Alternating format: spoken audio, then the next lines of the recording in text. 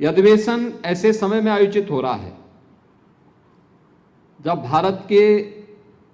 संविधान के लागू होने के अमृत महोत्सव वर्ष में हम सब ने प्रवेश किया और वर्ष भर में भारत के संविधान के प्रति अपनी वचनबद्धता को लेकर के देश भर में अनेक आयोजन हो रहे हैं। भारत के संविधान के जो मूल थीम है वो इसी पर आधारित है कि न्याय, समता और बंधुता, उसका प्रतीक यह अधिवेशन न्यायिक अधिकारियों के, उत्तर प्रदेश के न्यायिक अधिकारियों के एक महाकुंभ का दर्शन करता है और यह हम सबको इस वर्ष आयोजित प्रयागराज महाकुंभ का भी दिग्दर्शन करवाता है, क्योंकि इसी प्रयागराज में हमारी इलाहाबाद उच्च न्यायालय की मुख्य पीठ भी स्थित है। 102 वर्षों के अपने इस इतिहास में उत्तर प्रदेश न्यायिक सेवा संघ ने अनेक उपलब्धियां हासिल की हैं और मुझे विश्वास है कि आज जब यहां पर प्रदेश भर से आए हुए हमारे न्यायिक सेवा से जुड़े हुए अधिकारीगण यहां पर उपस्थित हैं, तो वे सभी न्यायिक अधिकारी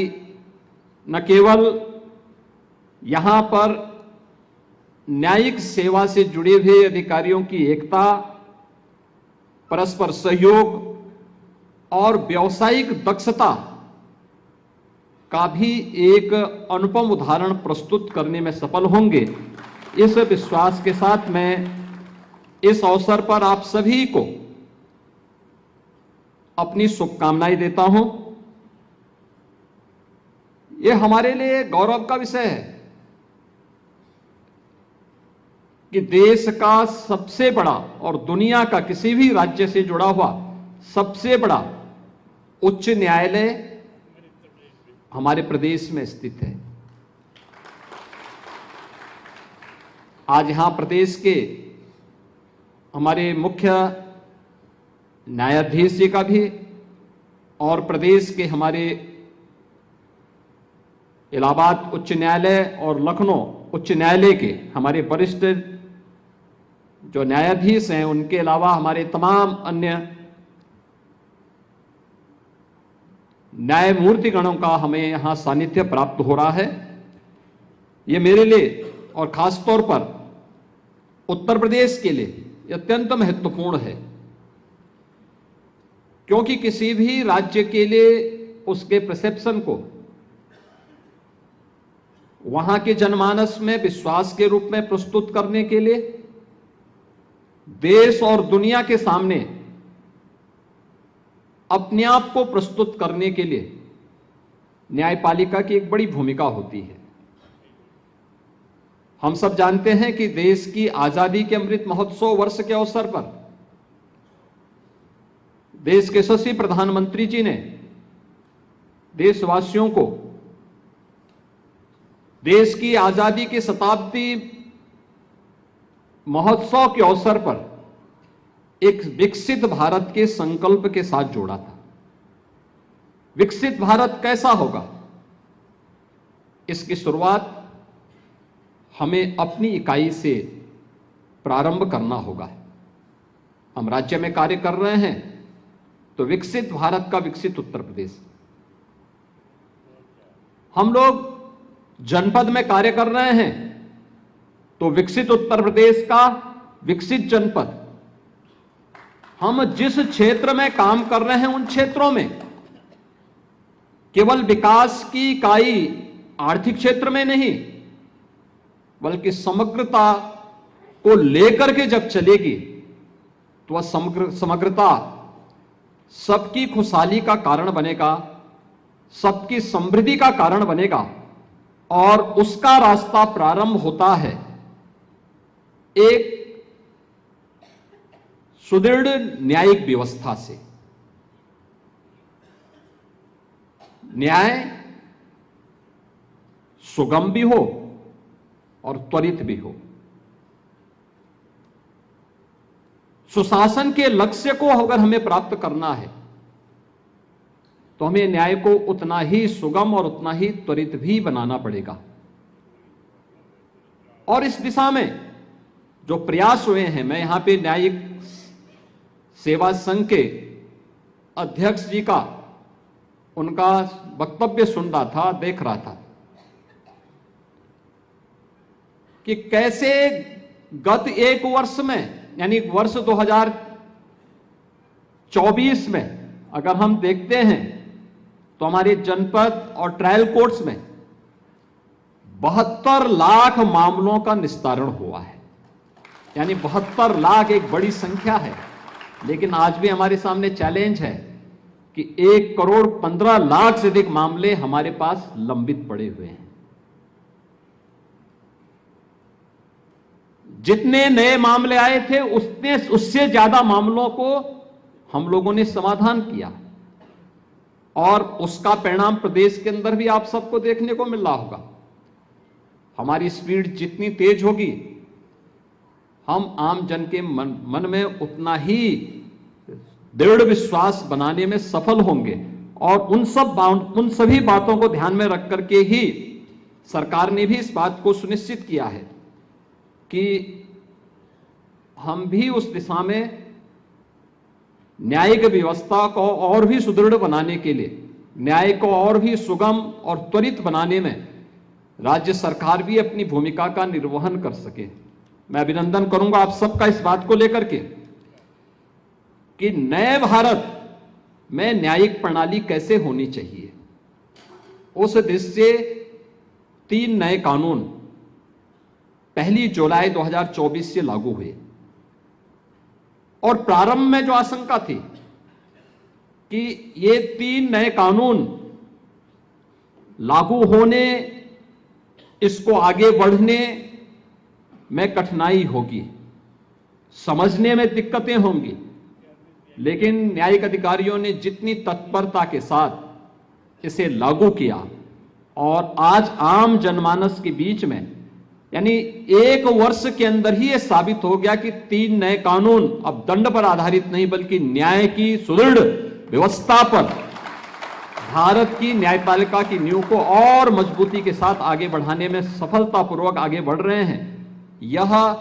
हमारी न्यायिक प्रणाली और भारत के लोकतंत्र की एक मजबूत इमारत को आगे बढ़ाने में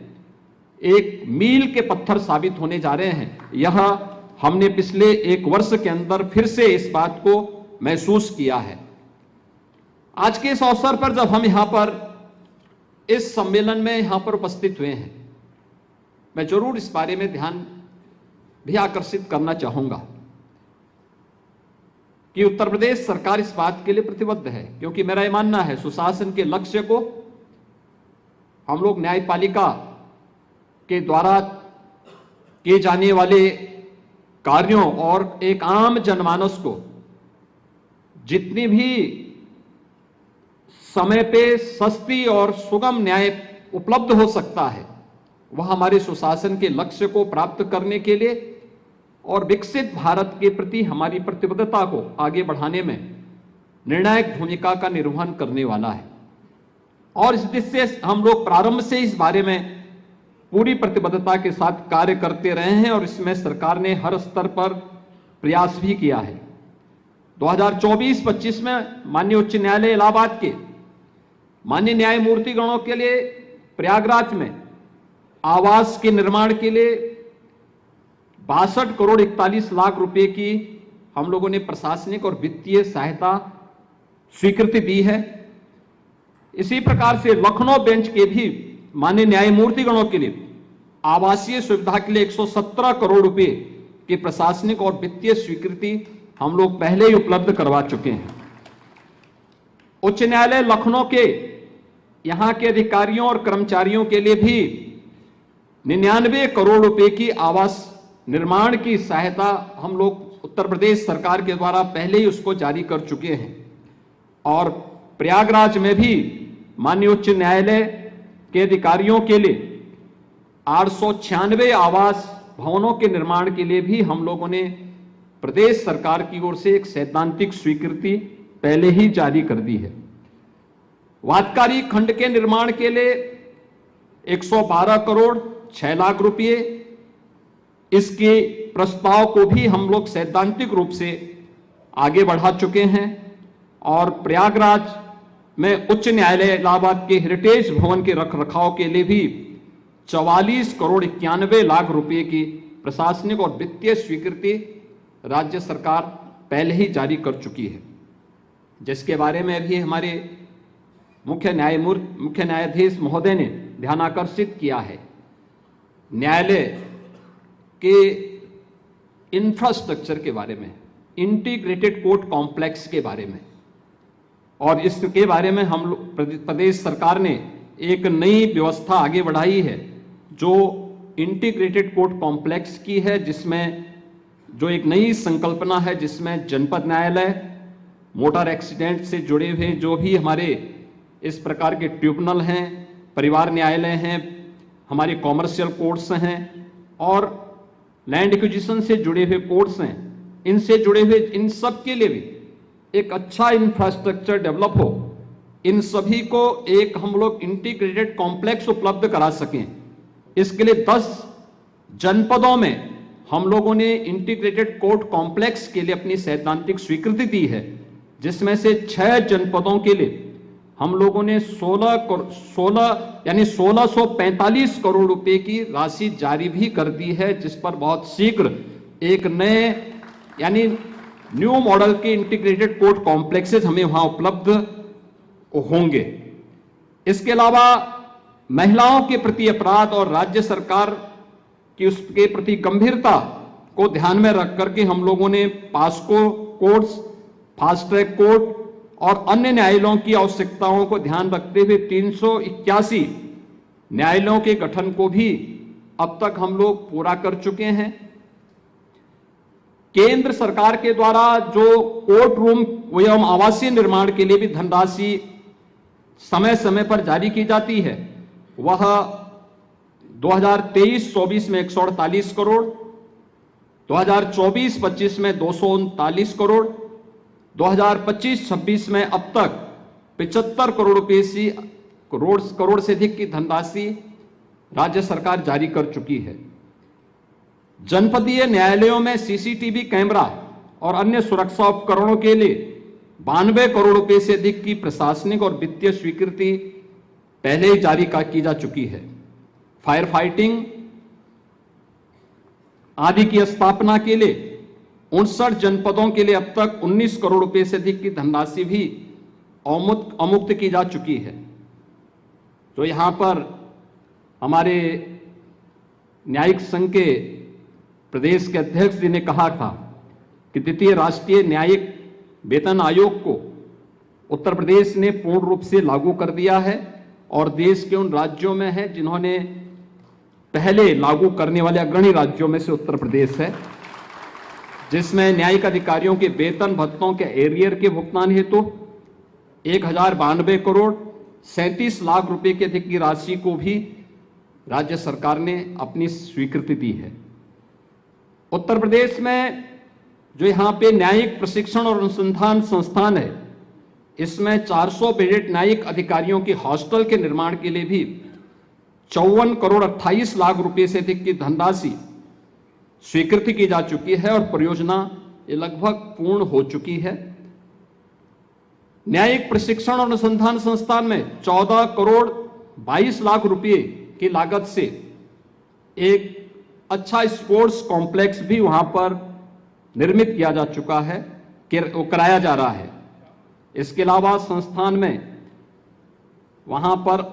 अत्याधुनिक लेक्चरर हॉल, प्रशासनिक भवन, प्रशिक्षण ब्लॉक और कंप्यूटर लैब के लिए भी 8 करोड़ 77 लाख रुपए स्वीकृति किए गए हैं। ऑडिटोरियम के लिए 2 करोड़ 36 लाख रुपए और संस्थान परिसर के लिए उस पूरे परिसर के अधिकारियों के आवास की सुविधा, उनकी मरम्मत आदि के लिए भी 1 करोड़ 68 लाख रुपए की धनराशि स्वीकृत की जा चुकी है। प्रदेश के अंदर संस्थान और अन्य उससे जुड़े हुए जो संगठन है, संस्थाएं हैं, उनके रखरखाव के लिए अब तक 81 करोड़ रुपए की राशि स्वीकृत की जा चुकी है। प्रदेश में राज्य विधिक सेवा प्राधिकरण के भी नवीन कार्यालय के लिए 22 करोड़ 92 लाख रुपए की राशि से यह निर्मित किया गया है और डॉक्टर राजेंद्र प्रसाद राष्ट्रीय विधि विश्वविद्यालय प्रयागराज के निर्माण के लिए भी 387 करोड़ रुपए से अधिक की राशि इसे उपलब्ध करवाई गई है, जिस पर निर्माण कार्य प्रगति पर है। इसके अलावा प्रदेश में 110 ग्राम न्यायालय क्रियाशील किए जा चुके हैं और अन्य जगह जहां से भी हमें प्रस्ताव प्राप्त हो रहे हैं उसे प्राथमिकता के आधार पर आगे बढ़ाने की कार्रवाई प्रारंभ की गई है। आने वाले समय में प्रदेश के अंदर न्यायालयों में हम लोग आधुनिक तकनीक का उपयोग कर सकें, वाद प्रबंधन से संबंधित डाटाबेस विश्लेषण और ईआई का उपयोग भी हमारे न्यायालयों में हो सके, न्यायिक व्यवस्था के कार्यों को उससे हम और उन्नत बना सकें। राज्य सरकार इसके लिए पूरी प्रतिबद्धता के साथ कार्य को आगे बढ़ाने के लिए प्रतिबद्ध है। न्यायिक व्यवस्था में डिजिटल बुनियादी ढांचे के निर्माण के साथ ही interoperable criminal justice system के अंतर्गत e courts, e policing, e prison, e prosecution और ई फॉरेंसिक के इंटीग्रेशन के लिए भी प्रदेश सरकार पूरी प्रतिबद्धता के साथ कार्य कर रही है। प्रदेश के अंदर लिटिगेशन टाइम को कम किया जा सके, इस दिशा में राज्य सरकार पूरी